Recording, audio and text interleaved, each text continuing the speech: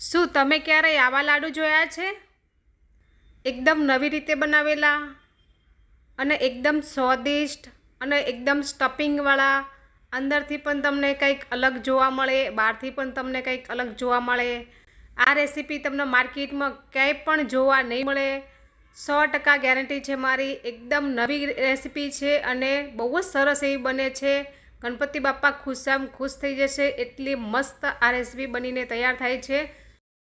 ચાલો આપણે બનાવવાનું શરૂ કરી દઈએ. અહીંયા આપણે 1 વાટકી જેટલું નારિયેળનું છીણ લેવાનું છે, જે બજારમાં તૈયાર જ મળી જાય છે અને તમે ઘરે પણ છીણ કરી શકો છો.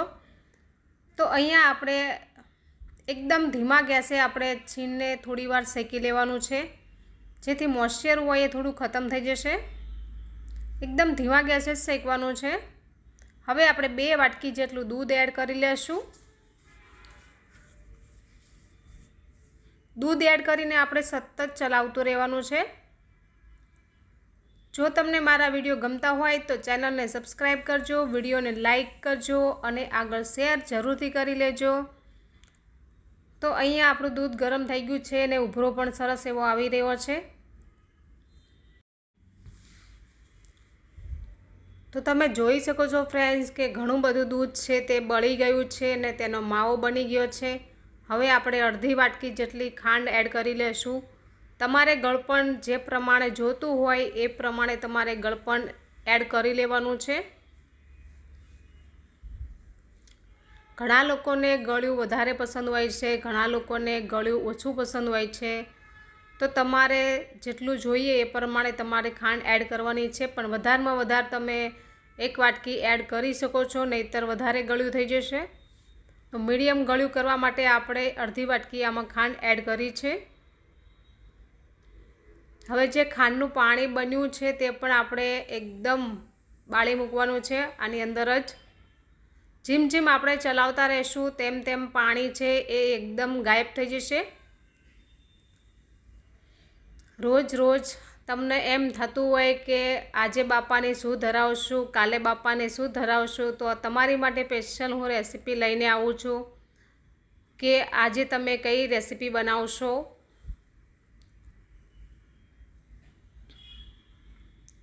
અને હા ફ્રેન્ડ્સ, હું મારા ગામડે પણ જવાની છું ગુરુવારે.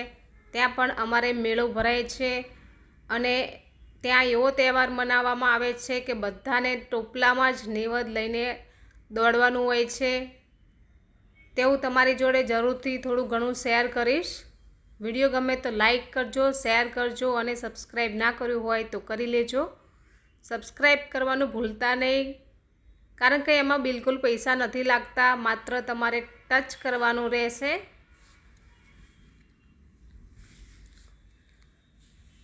તો તમે જુઓ ફ્રેન્ડ્સ કે એકદમ સરસ આપણું જે મિશ્રણ છે એકદમ પાણી ગાયબ થઈ ગયું છે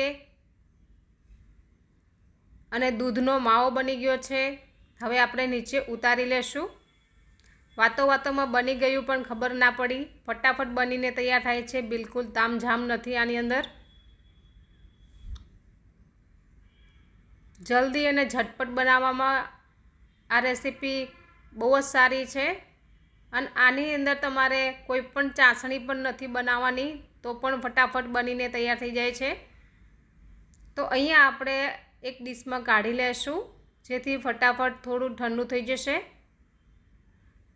ત્યાં સુધી આપણે સ્ટફિંગ પણ બનાવવાનું છે. તો આ ડીશ આપણી ઠંડી થાય ત્યાં સુધી આપણે આને સાઈડમાં મૂકી દઈશું, જેથી એ એની રીતે ઠંડી થયા કરશે. હવે આપણે મિક્સર જાર લેશું, તેમાં આપણે બદામ એડ કરી લેશું, કાજુ એડ કરી લેશું, લીલી સૂકી દ્રાક્ષ લેવાની છે, લીલી નથી લેવાની. પિસ્તા પણ એડ કરી લેશું, પમ્પકિન સીડ પણ એડ કરી લેશું. તમારી પાસે જે ડ્રાયફ્રૂટ હોય એ તમે એડ કરી લેજો. એવું જરૂરી નથી કે મેં જે એડ કર્યા એ જ તમારે એડ કરવાના છે. તો અહીંયા આપણે દરદરો પાવડર બનાવી લીધો છે. હવે આપણે ખજૂર એડ કરી લેશું. ખજૂરને આપણે બી કાઢીને જ એડ કરવાની છે, નહીંતર છે આપણી બ્લેડ છે એ તૂટી જશે.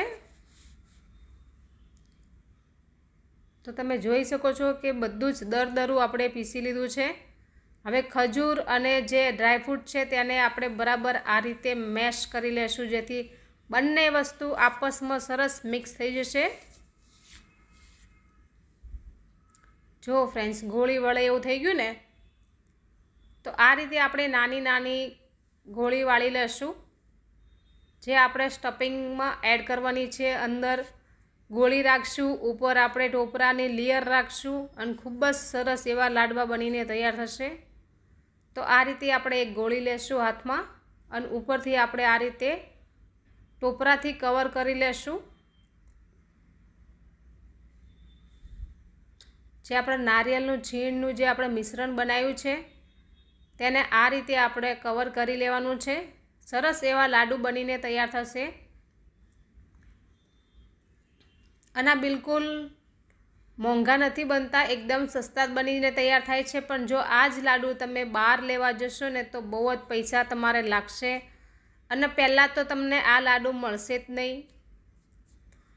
આ રેસીપી તમારે ઘરે જ બનાવવી પડશે. સરસ બને છે. જો ફ્રેન્ડ્સ, કેટલા મસ્ત લાડુ બને છે. તો આપણે બીજી પણ એક ગોળી લઈ લેશું અને બીજો લાડુ પણ બનાવી લેશું.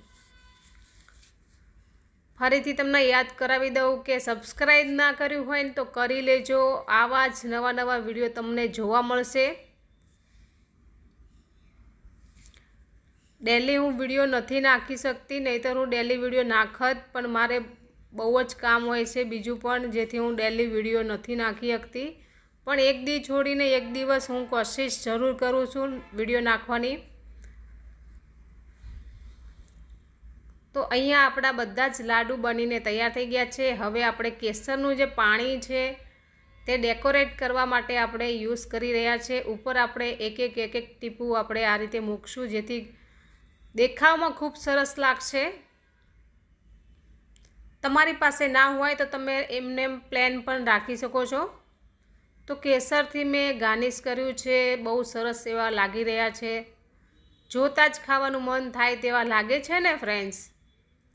પણ એકવાર તમે ચાખશો ને તો તમે બહારની બધી જ મીઠાઈ ભૂલી જશો અને તમને ખૂબ જ સ્વાદિષ્ટ અને ખાવાની બહુ મજા આવશે. જેને ટોપરું પસંદ હોય ને આ લાડુ ચોક્કસથી બનાવજો. ઘણા લોકોને નારિયેળ પસંદ નથી હોતું, પણ ઘણા લોકોને બહુ જ પસંદ હોય છે. તો આ ચોક્કસથી બનાવજો. બહુ જ સરસ એવા લાડુ બનીને તૈયાર થાય છે.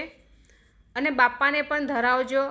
હમણાં બાપા જે ગણપતિ બાપા છે તે હમણાં 10 દી આપણે ઘરે રોકાવાના છે. તો તમે રોજ નવી નવી રેસીપી, નવી નવી મીઠાઈ બનાવીને ખવડાવજો. પણ ઘણા લોકો તો બધી જ વેરાયટી ખવડાવતા હોય છે. Thank you for watching.